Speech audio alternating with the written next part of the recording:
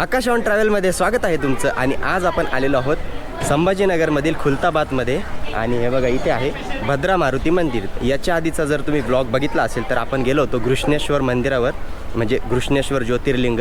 तर तिथून थेट आपण 6 किलोमीटर पुढे आलेलो आहोत. आणि हे खूप पॉप्युलर असं देवस्थान आहे संभाजीनगरमधलं. बरेच टुरिस्ट येतात इथे आणि खूप मोठं देवस्थान आहे. जर तुम्ही एलोरा केव्ज किंवा घृष्णेश्वर मंदिराजवळ येत असाल तर तुम्ही इथे सुद्धा व्हिजिट करा, कारण की खूप जागृत असं हनुमानाचं मंदिर आहे. आणि इथलं वैशिष्ट्य असं आहे की इथे जी हनुमानाची मूर्ती आहे ती निद्रावस्थेत आहे आणि अशी फक्त भारतामध्ये 3च ठिकाणी आहे. त्यामुळे खूप म्हणजे ख्याती आहे या मंदिराची. तर बघू शकता आता मी पार्किंगमध्येच आहे. तर इथे मंदिराच्या बाहेर पार्किंग आहे. तर 2 व्हीलरसाठी 10 रुपये आणि 4 व्हीलरसाठी 50 रुपये. तर चला आता जाऊया आतमध्ये आणि दर्शन घेऊया भद्रा मारुती मंदिराचं.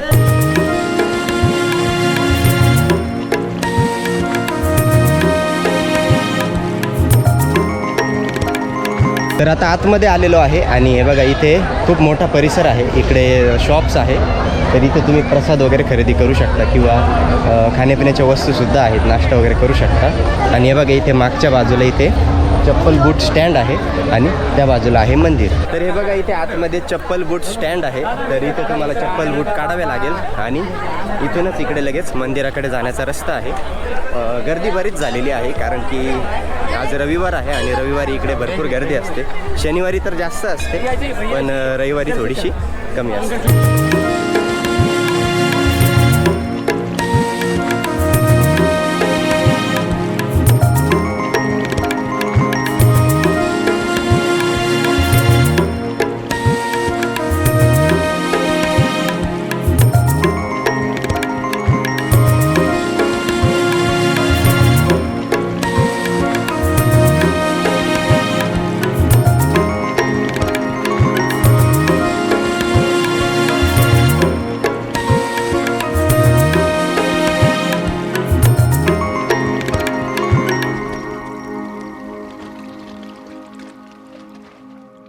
हे बघा आता चप्पल बूट काढून आपण आलेलो आहोत आता मंदिराकडे. आणि हे बघा इकडे मागे मंदिर आहे आणि इकडून आता दर्शनासाठी लाईन आहे. तसं गर्दी बऱ्यापैकी कमी आहे. जशी घृष्णेश्वरला होती त्यापेक्षा तर कमीच आहे, कारण की बरेच कमी लोक येतात इकडे.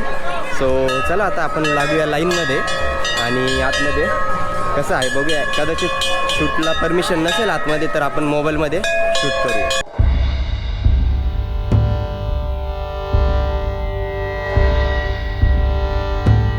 भद्रा मारुती या ठिकाणी हनुमानाची निद्रावस्थेतील एक भव्य मूर्ती आहे. अशा प्रकारची निद्रावस्थेतील मूर्ती भारतात केवळ 3च ठिकाणी आहे. त्यातील एक ठिकाण उत्तर प्रदेश, दुसरे मध्य प्रदेश व तिसरे महाराष्ट्रातील संभाजीनगरमधील खुलताबाद आहे. पौराणिक कथेनुसार इथे भद्रसेन नावाचा एक थोर राजा राज्य करत होता. तो भगवान रामाचा एक कट्टर भक्त होता आणि रोज प्रभू श्री रामाची गाणी गात असे. एक दिवशी आकाशमार्गे जात असताना हनुमानजींना ही भक्तिगीते ऐकू आली. राम नामाच्या मधुर गजराने ते त्या ठिकाणी थांबले आणि खाली उतरले. राम भक्तीच्या या वातावरणात हनुमानजी इतके मंत्रमुग्ध झाले की त्यांनी भव्य योग मुद्रा धारण केली, जिला भाव समाधी म्हणतात. भद्रसेनाचे भजन संपताच त्याला समोर हनुमानजींची दिव्य मूर्ती दिसली आणि तो आश्चर्यचकित झाला. राजाने भक्तिभावाने हनुमानजींचे दर्शन घेतले आणि त्यांनी इथेच कायम वास्तव्य करावे अशी विनवणी केली. राजाची श्रद्धा स्वीकारून हनुमानजी भद्र म्हणजे शांत निद्रा मुद्रेत इथेच थांबले आणि तेव्हापासून भक्तांना आशीर्वाद देत आहे. म्हणूनच हे पवित्र स्थान भद्रा मारुती या नावाने प्रसिद्ध झाले अशी या मंदिराची आख्यायिका आहे. रोज अनेक भाविक इथे दर्शनासाठी भेट देतात आणि हा मारुती नवसाला पावतो अशी देखील मान्यता आहे. त्यामुळे अनेक लोक इथे नवस फेडण्यासाठी देखील येतात.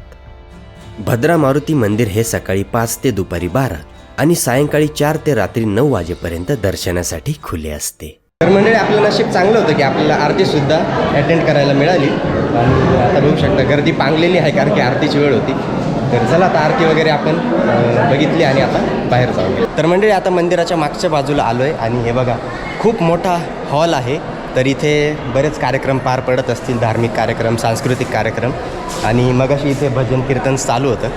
तर मस्त एकदम म्हणजे वातावरण पण खूप जबरदस्त आहे, स्पिरिच्युअल आहे आणि इथला परिसर पण खूप जबरदस्त आहे, मस्त वाटेल तुम्हाला. तर मंडळी आता दर्शन घेऊन आलेलो आहे बाहेर आणि जसं की तुम्ही बघितलंच खूप जबरदस्त मंदिर आहे आतमध्ये आणि गर्दी पण आता वाढलेली आहे कारण की संध्याकाळ झालेली आहे. तर आजूबाजूचा परिसर पण मस्त आहे. हे बघा भाविकांची गर्दी आता सध्या जास्त आहे आणि इथे बाहेर बरेच दुकानं आहेत शॉपिंगचे, म्हणजे तुम्ही शॉपिंग वगैरे करू शकता, खाण्यापिण्याच्या वस्तू आहेत. आणि इकडे मागे बघा इकडे लहान मुलांसाठी खेळण्यासाठी पाळणं वगैरे आहे, तर तिथे सुद्धा तुम्ही जाऊ शकता. आता मंदिराच्या मागच्या बाजूला आलो आहे आणि हे बघा इकडे आहे मंदिर आणि इथं समोर एक कुंड आहे, तर ते आपण बघूया. आणि इकडे मागचा परिसर खूप मोकळा आहे. हे बघा इकडे तुम्ही आरामशीर शांततेमध्ये वेळ घालू शकता, तर इथे सुद्धा या. तर मंदिराचं जे प्रवेशद्वार आहे तिथूनच फक्त थोडंसं पुढे यायचं आहे. हे बघा पाण्याचं एक कुंड आहे, पण तिथे काहीतरी रिनोव्हेशन चालू आहे किंवा कामकाज चालू आहे, त्यामुळे जास्त गर्दी नाही आहे. आणि हे बघा मंदिराच्या मागच्या बाजूलाच आहे, इथे गेट आहे. सध्या तर बंद आहे, पण या चिल्लर गँगने आपल्यासाठी गेट खोललेलं आहे. काय नाव तुझं? नयन. कुठले आहे तुम्ही? इथलंच इथलेच आहे का? शाळेत जाता का? ओके. तर हे बघा यांनी आपल्याला हेल्प केली. तर हे बघा एवढं मोठं तळं आहे, तर इथे सुद्धा या. आता का बरं चालू नाही आहे इथं? बंद काम चालू आहे का इथं? काम चालू आहे. अच्छा, म्हणजे काम पूर्ण झाल्यावर मग खोलतील का? अच्छा, ब्लॉगिंगची ट्रेनिंग चालू आहे. बोला बोला. या ठिकाणी आपण आलो कुर्तवातीचे. अरे वा, नाही का हे भद्रा मारुतीचं मंदिर आहे. कॅमेऱ्यात बघून. हे कुर्तवातीचं मंदिर या ठिकाणी हे माझे फ्रेंड आहे. हां हां. ये दोन्ही माझे भाऊ लागतात. अच्छा. याचं नाव सई आहे, याचं नाव कार्तिक आहे, याचं नाव सूर्य आहे, याचं नाव व्यंकटेश आहे. अरे वा, बघितलं, झाले आपले ब्लॉगर तयार. तर मंडळी अशा प्रकारे भद्रा मारुती मंदिराचा ब्लॉग या ठिकाणी आपण समाप्त करत आहोत. आणि जसं की तुम्ही बघितलंच खूप जबरदस्त मंदिर आहे, मस्त आहे, वातावरण पण खूप छान आहे आणि खूप शांतता आहे. तर घृष्णेश्वर मंदिर बघितल्यानंतर थेट आपण इथे आलो. जर तुम्ही तो ब्लॉग नसेल बघितला तर तो ब्लॉग नक्की बघा, आपल्या चॅनलवर अवेलेबल आहे. आणि तिथून थेट आपण इथे आलो तर एकाच दिवसात आपल्या आज 2 ठिकाणं कंप्लीट झालेली आहे आणि आपली लॉंग राईडसुद्धा आता संपलेली आहे. तर चला आता परतीचा प्रवास सुरू करूया. जर तुम्हाला हा ब्लॉग आवडला असेल तर एक लाईक नक्की करा आणि जर चॅनलवर नवीन असाल तर चॅनलला सबस्क्राईब करा.